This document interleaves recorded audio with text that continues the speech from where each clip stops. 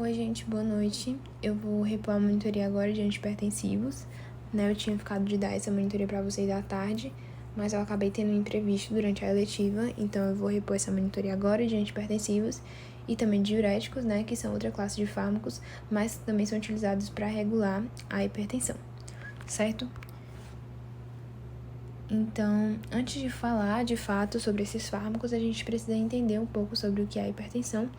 E a hipertensão ela é uma síndrome que vai ser caracterizada por apresentar níveis pressóricos elevados, né? E esses níveis podem estar elevados por uma série de fatores. Entre eles pode ser o estreitamento das artérias, que pode ser causado por exemplo, uma aterosclerose, que vai acabar causando uma vasoconstrição, né? A gente já entende que a vasoconstrição é quando a gente tem a diminuição do lumen desse vaso, e por causa dessa diminuição do lumen, a gente vai ter uma maior pressão, né, de um volume de sangue que passa lá dentro, e isso acaba aumentando a pressão arterial, certo? Outra condição que pode acabar acarretando na hipertensão é a feucromocitona, que é um tumor de glândulas suprarrenais que vai provocar a liberação de hormônios, e esses hormônios, né, a liberação excessiva desses hormônios, vai acabar elevando também a pressão arterial. Doenças renais também podem acabar gerando hipertensão, porque vão afetar diretamente a regulação de líquidos e também de sódio no nosso corpo, e é por isso que em alguns casos a gente vai precisar utilizar os diuréticos, né, para normalizar a hipertensão, e também fatores genéticos estão ligados à hipertensão. Outros fatores que afetam diretamente a pressão arterial é, por exemplo, o ganho de peso, que vai acabar causando a contração das artérias, porque a gente entende que o excesso de peso ele aumenta o esforço cardíaco. Uma alimentação que é rica em sódio, o excesso de sal vai acabar fazendo com que o corpo retenha mais líquido, isso vai acabar aumentando o volume sanguíneo e, consequentemente, a pressão arterial. O tabagismo, né, a nicotina presente no tabaco, ela vai provocar a constrição das artérias, isso vai aumentar a resistência vascular e, consequentemente, a pressão arterial também. E os exercícios físicos, a gente sabe que os exercícios eles vão influenciar na melhora da circulação, vai reduzir também a resistência vascular, e por isso a gente consegue ter uma boa melhora da condição vascular quando a gente começa a fazer exercícios físicos, certo? E para a gente entender um pouco melhor sobre a fisiopatologia da hipertensão, a gente precisa entender alguns conceitos que são importantes. Então, a priori é importante que a gente entenda que pressão arterial é igual a débito cardíaco vezes resistência periférica. O débito cardíaco ele vai representar o volume de sangue que o coração bombeia por minuto, e ele vai ser determinado, né, o débito cardíaco, por três coisas importantes, que seria a frequência cardíaca, que é a quantidade de vezes que o coração bate, a contrabilidade, que é a força no qual esse coração está batendo, a pressão de enchimento, que é o volume sanguíneo, certo? Então, o débito cardíaco está relacionado com essas três determinantes, que são frequência cardíaca, contratibilidade e pressão de enchimento. Já a resistência periférica, ela é a resistência que o sangue vai encontrar ao circular as artérias e os capilares, certo? E ela vai poder ser determinada por o tamanho e a elasticidade dos vasos, a viscosidade do sangue e o tônus muscular. Ou seja, a resistência periférica está relacionada a como é que a gente vai encontrar esse vaso, se ele vai estar dilatado ou se ele vai estar contraído. Então, a fisiopatologia da hipertensão, ela vai acontecer por causa de um desequilíbrio nos mecanismos dessa regulação da pressão arterial, que vai resultar nesses níveis elevados de forma persistente. E geralmente a fisiopatologia da hipertensão está relacionada com uma superativação, seja do sistema nervoso simpático, seja do sistema renina-angiotensina-aldosterona. E a gente vai entender cada um deles, certo? Então, no caso de uma superativação do sistema nervoso simpático, lembrando que o sistema nervoso simpático é aquele sistema de luta e fuga, então ele vai agir de uma forma mais rápida. Quando a gente está sob uma situação de estresse ou algum outro estímulo, no momento de baixa de pressão mesmo, o sistema nervoso simpático ele vai ser ativado. Esse sistema nervoso simpático ele vai liberar hormônios, como por exemplo a noradrenalina, e essa noradrenalina ela vai ativar o receptor beta-1 no coração e o alfa-1 nos vasos.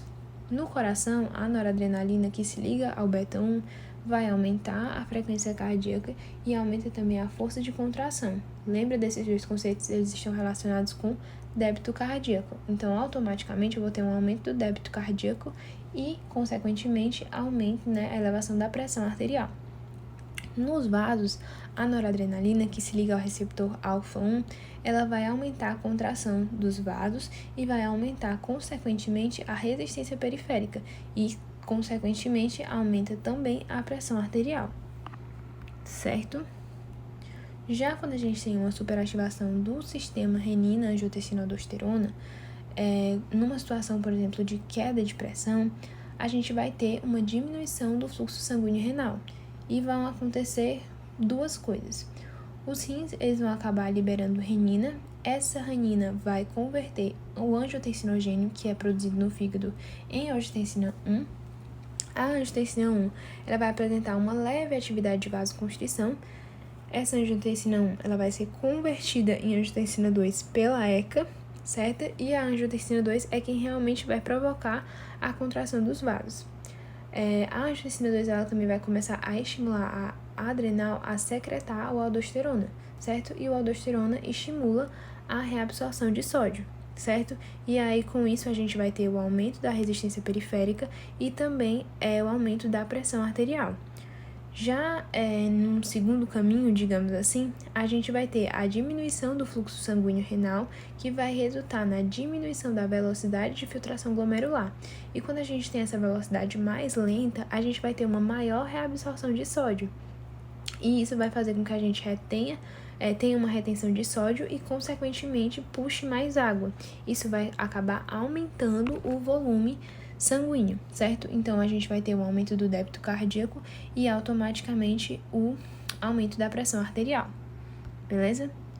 Então, aqui eu trouxe só esse quadro para que vocês entendam a classificação da pressão arterial, né, do que é normal e do que foge da normalidade, mas acredito que vocês já saibam, que já tenham visto isso na fisiologia, mas só para relembrar, o normal é que a gente tenha uma pressão sistólica de 12 e uma pressão diastólica de 8, certo? Então, é 12 por 8 o normal. E agora a gente vai falar sobre os alvos farmacológicos, então é onde os fármacos vão agir, certo? A gente vai falar de cada um desses fármacos.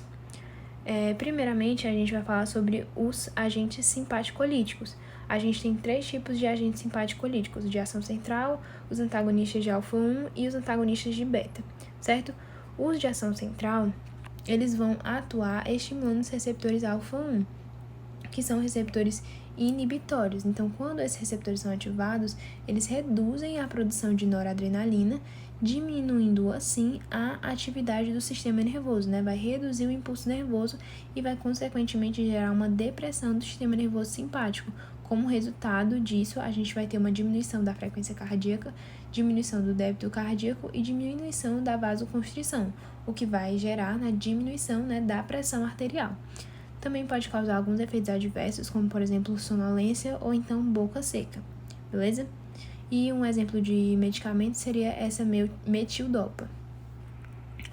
Já os agentes simpaticolíticos antagonistas de alfa-1, eles vão atuar bloqueando os receptores alfa-1 que estão presentes nos vasos. Esses receptores são excitatórios, ou seja, eles vão fazer vasoconstrição. Mas como a gente vai fazer o bloqueio desses receptores, né, porque a gente está falando de um antagonista de alfa-1, a gente vai ter a diminuição da contração dos vasos, ou seja, a gente vai fazer o contrário, a vasodilatação. Isso vai diminuir a resistência periférica, ou seja, vai diminuir a pressão arterial, beleza? E um exemplo seria a prazosina, certo? Um exemplo de medicamento. Já os agentes simpaticolíticos, mas que são antagonistas de beta, eles vão atuar bloqueando os receptores beta, que são receptores excitatórios presentes no coração e nos brônquios. Normalmente, esses receptores eles atuam aumentando a frequência cardíaca e relaxando o músculo liso, mas como a gente está falando de medicamentos que são antagonistas, eles vão atuar bloqueando esses receptores, ou seja, eles vão fazer o contrário. Então, no coração, onde a gente tem os receptores beta-1, a gente vai diminuir a frequência cardíaca, diminuir a força de contração, ou seja, a gente diminui automaticamente o débito cardíaco. E nos brônquios, a gente vai diminuir a contração nos brônquios e vai inibir a renina, certo? Outro grupo de antihipertensivos que a gente vai ver são os vasodilatadores. Eles vão agir diretamente nos vasos sanguíneos. ou seja, o mecanismo de ação desse tipo de fármacos vão ser que eles vão promover a vasodilatação diretamente no vaso, ou seja, vão aumentar o diâmetro do vaso e, como consequência, a gente vai ter a redução da resistência periférica e a diminuição da pressão arterial. Um exemplo de medicamento que se classifica como esses vasodilatadores seria o minoxidil, que vai promover o relaxamento da musculatura vascular através da abertura dos canais de potássio, certo? Isso vai causar, lembrando que o potássio ele é um íon positivo, né? Ou seja, ele vai causar hiperpolarização da membrana celular, vai causar a redução da entrada de cálcio e também vai causar o relaxamento das arteríolas, ou seja, a gente reduz a pressão arterial, certo? Outra classe de fármacos seria os inibidores da enzima conversora de angiotensina. Essa enzima conversora de angiotensina, ela se chama ECA, certo? E a função da ECA é converter a angiotensina 1 em angiotensina 2. E a angiotensina 2, como eu já tinha falado, ela promove verdadeiramente a vasoconstrição, ou seja, o estreitamento dos vasos. Isso vai fazer com que a gente aumente a resistência vascular e aumente a pressão arterial. Mas como é que funciona um fármaco que é inibidor da ECA? Então, quando a gente inibe a ECA, a gente vai evitar a formação de angiotensina 2, porque a gente não vai deixar com que a angiotensina 1 converta em angiotensina 2. E isso vai resultar na redução da pressão arterial, certo?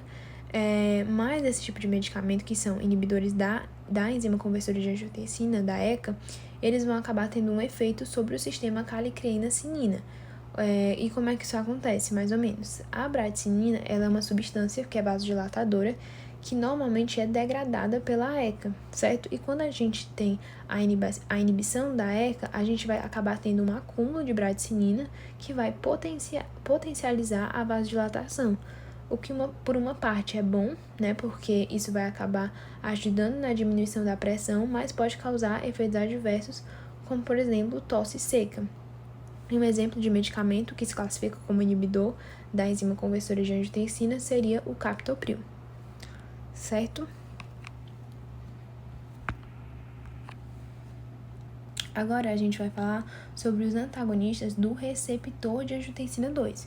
Eles são muito parecidos com um antagonista de ECA, mas essa classe de fármacos ele vai atuar inibindo de fato o receptor de angiotensina, ou seja, a gente vai ter a conversão de angiotensina 1 em angiotensina 2, porque o ECA vai estar funcionando, mas nesse caso a gente bloqueia o receptor da angiotensina, certo? Então a gente vai, se esse receptor ele não funciona, eu vou ter a diminuição da pressão arterial, certo? A vantagem dessa classe de medicamentos é que ela não vai atuar sobre o mecanismo da bradicinina, certo? Ou seja, não tem perigo de causar aquele efeito adverso que é a tosse seca. E um exemplo de medicamento seria a losartana potássica. Agora a gente vai falar sobre os diuréticos. Os diuréticos, eles vão atuar na excreção de sódio e de água pelos rins, certo? Então, eles vão inibir a reabsorção de sódio, né? De sódio e também de água em algum local do néfron, certo? Então, a gente vai ter essa reabsorção, ela vai variar de acordo com o local do néfron. A gente vai entender isso porque existem alguns tipos de diuréticos. Então, basicamente, os diuréticos, eles vão funcionar eliminando sódio e água pela urina, certo? E isso vai fazer com que a gente tenha uma redução do volume de líquido nos vasos sanguíneos, e aí, consequentemente, a gente vai diminuir a pressão arterial. Os diuréticos do tipo tiazídicos, eles vão inibir a reabsorção de sódio e de cloreto no tubo contorcido distal, certo? Eu até marquei aí com o círculo vermelho mais ou menos onde é a localização do tubo contorcido distal, e lembrando que ele é responsável por 5% da reabsorção, ou seja, por uma parcela pequena da reabsorção. Então, a gente vai ter a eliminação de cloreto de sódio, de água, tudo isso vai ser eliminado e vai reduzir o volume de líquido nos vasos sanguíneos, ou seja, vai diminuir a pressão arterial. Já os diuréticos de alça, eles vão inibir a reabsorção de sódio, potássio e cloreto na alça de Henle, ou seja, essa alça de Henle, onde eu circulei aqui de vermelho, ela é responsável por 25% da reabsorção, mais do que os tiazídicos, certo? Então, ou seja, esses diuréticos de alça, eles são mais potentes do que os diuréticos tiazídicos. Eles vão fazer uma eliminação maior, mais significativa de sódio e de outros eletrólitos, o que vai diminuir a resistência vascular e diminuir também a pressão arterial. E foi isso, gente. Essas são as referências. Eu espero que vocês tenham entendido. Se vocês tiverem alguma dúvida, podem me mandar mensagem pelo WhatsApp. Essa aula vai ficar aqui disponível para vocês verem quando vocês quiserem. E é isso. Se vocês precisarem de algo, como eu falei, podem me chamar.